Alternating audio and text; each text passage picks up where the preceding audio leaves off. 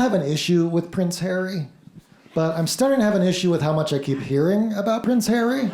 So I'm starting to have an issue with Prince Harry. And he said he was leaving the royal family for privacy, his words. But ever since he's moved, all he's done is do a Netflix reality TV series, a tell-all book, and now a Spotify podcast. Not the most private activities, Harry. To the tune of $100 million. And his book should have talked about how awesome it is to be the prince, how awesome it is to have everything, get any private jets, any backstage passes you want. But the mistake he made was he was kind of whiny in the book. He was like, my brother was mean to me.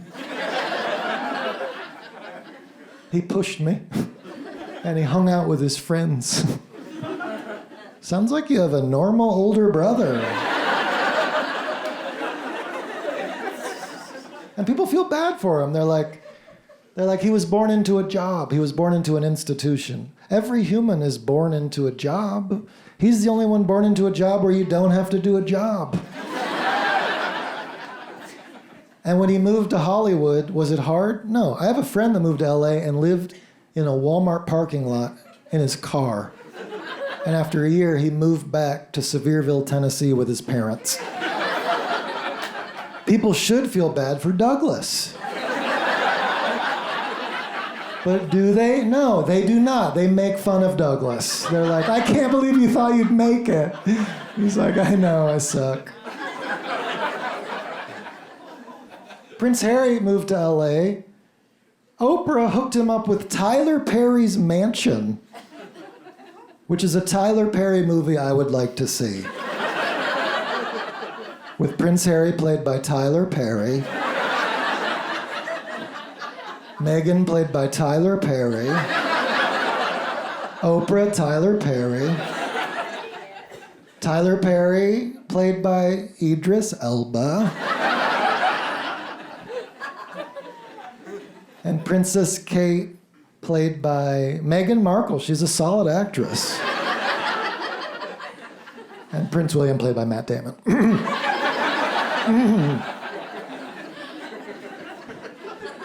Call it Trading Places 3, Medea Takes Sussex.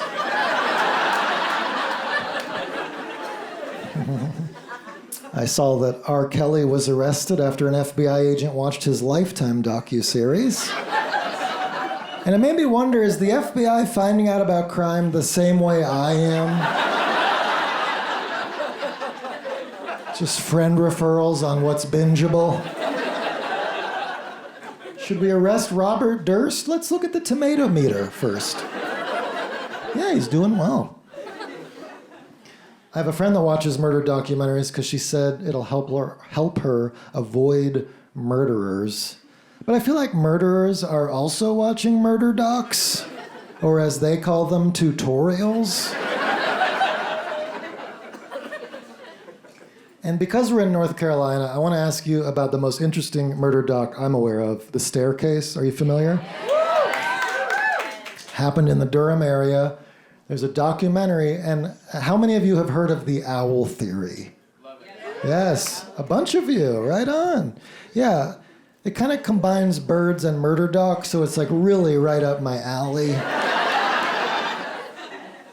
But basically, if you watch the Staircase documentary, this husband goes to jail, even though there's really no motive, no murder weapon, no evidence. There's no evidence. The whole trial, the prosecuting lawyer is just like, I mean, he is the husband.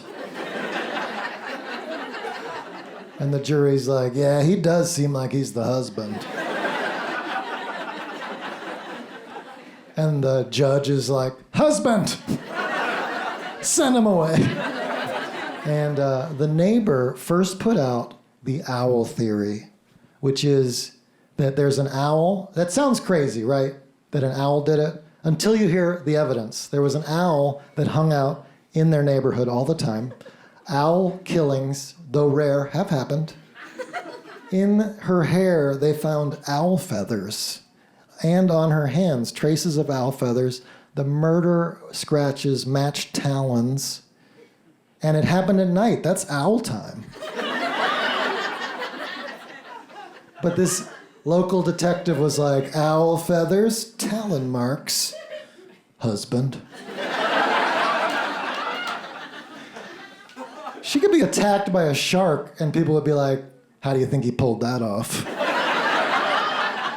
You think he dressed as a shark or... I never liked that guy. But as an avid bird watcher, it made me wonder if you're killed doing something you love, would that take the sting off just a little bit? Seeing birds you've never seen before. Wow, a barred owl. And it's looking right at me. Let me see those binoculars. That's not a barred owl, that's a great horned owl. No, it's not, Frank. Don't mansplain owls to me. You can hear from its distinctive barred owl call, who cooks for you? Listen, who cooks for y'all? Hear that? No, it's not. It's doing the distinctive great horn call. It's saying, who's awake? Me too. Frank, do you know one thing about birds? If you, the owl strikes, he strikes, they both did it. They were in cahoots. I said it. They were in cahoots. Send him to Alcatraz. I had to say it. I had to say it. You notice that groan? Thank you. Please note that groan as evidence. Because after every show, some guy will be like, dude, you should have said it was a whodunit. But if I say it's a whodunit, y'all hate me and groan. And then if I don't say it's a whodunit, 4 dads are like, man, missed opportunity. Oh boy, if you'd thought of that, man, you would have blown the roof off the place. Whodunit, man. Go back to the writing board, man.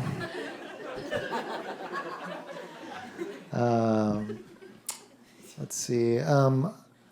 Did anybody else almost join a cult the last couple years? Almost join a cult. I was watching the HBO documentary about the Nixium cult, and I don't think HBO meant it as a recruiting tool.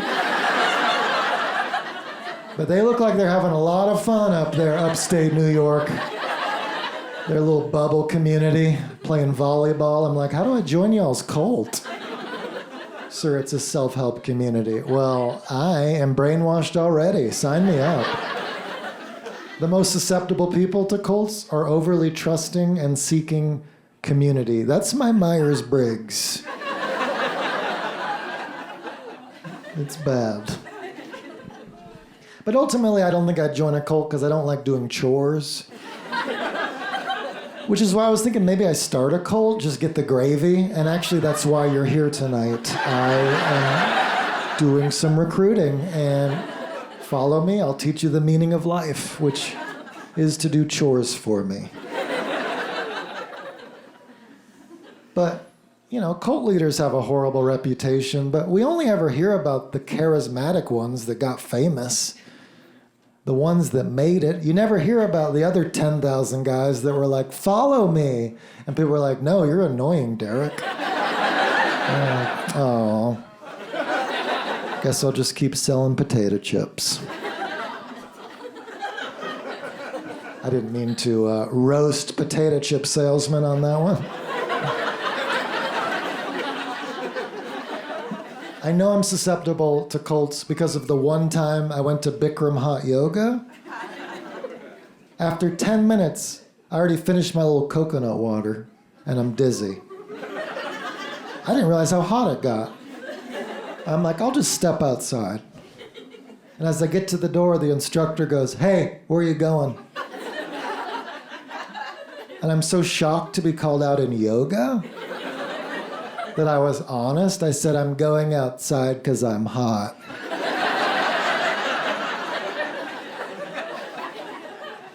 He goes, I need you to stay here where I can see you so that I know you're okay.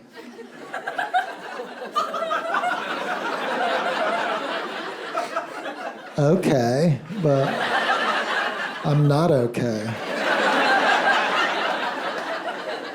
That's why I was leaving. But I can't say no to people. I struggle to say no. So I just returned to my mat and I was like, I guess I'll just grind this out for 80 more minutes. I made it 10 more minutes. And then I was definitely dehydrated. And I'm looking at the door. I'm like, I'm just going to make a run for it. I start gathering my things in fake downward dog. He comes over. He goes, everything okay? I'm like, please let me leave. I'm an adult man. I'm paying you $12 to be here. I'll pay you $40 to let me go. And he said, if you're too hot, you can just lay down on your mat. You'll be fine. It'd be better for the rest of the class if you didn't leave. And I'm looking at the rest of the class. They're avoiding eye contact. So I just lay down for 70 more minutes, just so hot and so angry. Like, I hope I die so this guy gets fired.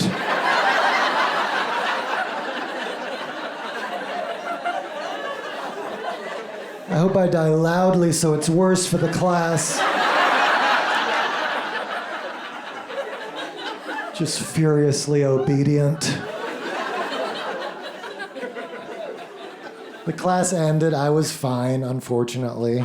But I went home and looked up Bikram. They're trained not to let anybody leave because once one person leaves, everyone will leave.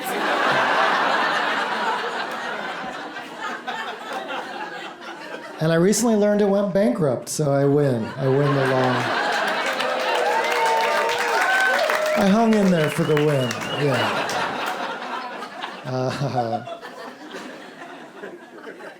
So I have been told many times that I have a soothing voice. And so I thought it'd be nice to do some soothing affirmations to really finish on what I was made to do.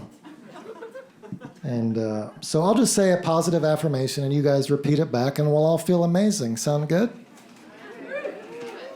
Great. I am blessed with this life. Hashtag blessed.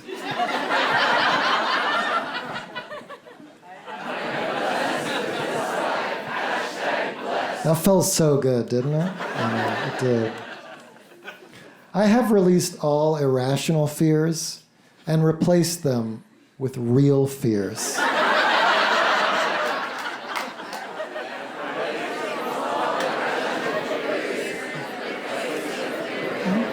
Okay, good. A little mumbly, but good.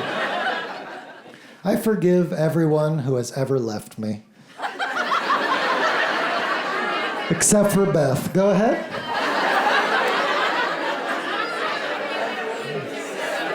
Nice.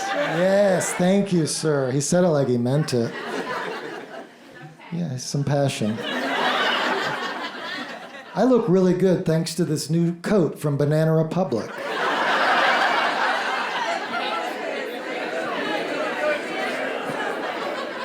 Thank you. I just got an extra 10 grand for that. Appreciate it. I am actually a better overall person than Tony Robbins.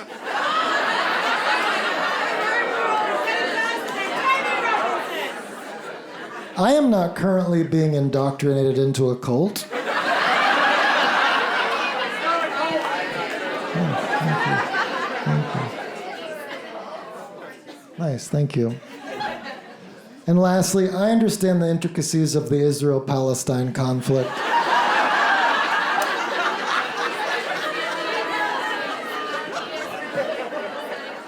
And ultimately, I stand with Tibet.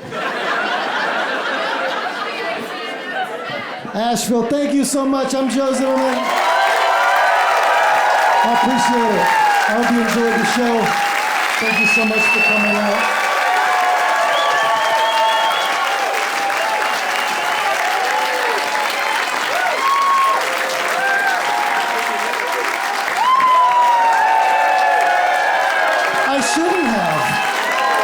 I shouldn't have given myself roses. Thank you so much. Thank you. Wow, you're standing? I'm delighted.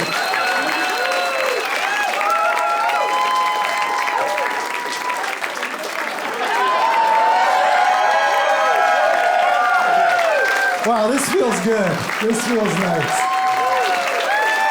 Thank you. Thank you for giving me roses. All right, I'm going to leave. You're the best.